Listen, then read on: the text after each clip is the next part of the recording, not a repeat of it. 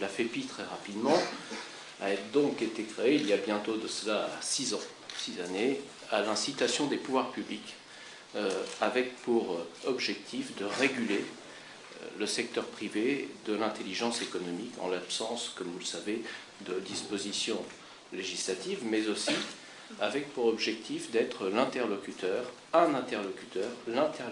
des praticiens de l'intelligence économique pour les pouvoirs publics.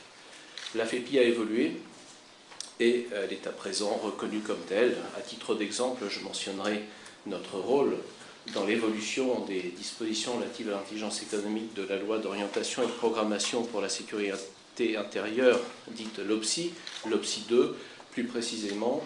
Je me trouvais à la commission du Sénat la semaine dernière et nos amendements proposés en première lecture à l'Assemblée nationale ont été adoptés.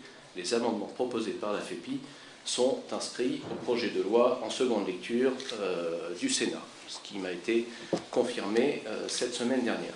Voilà l'un des rôles de la FEPI. Parallèlement, nous encadrons davantage le secteur. La FEPI est organisée en collège métier, de manière en quelque sorte comme un précurseur. La FEPI a mis en place, et l'amiral le sait puisque nous y avons œuvré ensemble à l'époque, des collèges métiers.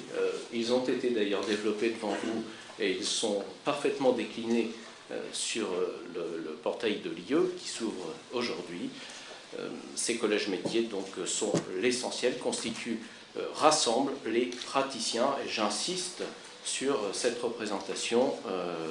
La FEPI est une représentation de praticiens de l'intelligence économique, de manière tout à fait complémentaire d'ailleurs aux instituts qui se créent, à la fondation Prometheus qui a été créée par le député Bernard Carayon, à l'Institut de l'intelligence économique qui prend naissance. Nous sommes complémentaires, nous devons aller dans le même sens. Vous savez, trop longtemps, l'intelligence économique était balbutiante en France, c'était un concept nouveau.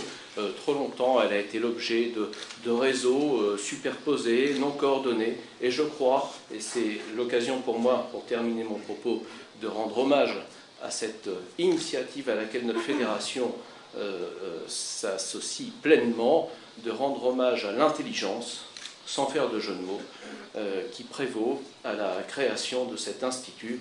Comme disait Churchill, il n'est pas nécessaire de dire qu'on a fait tout ce qui était possible, l'essentiel est de faire le nécessaire.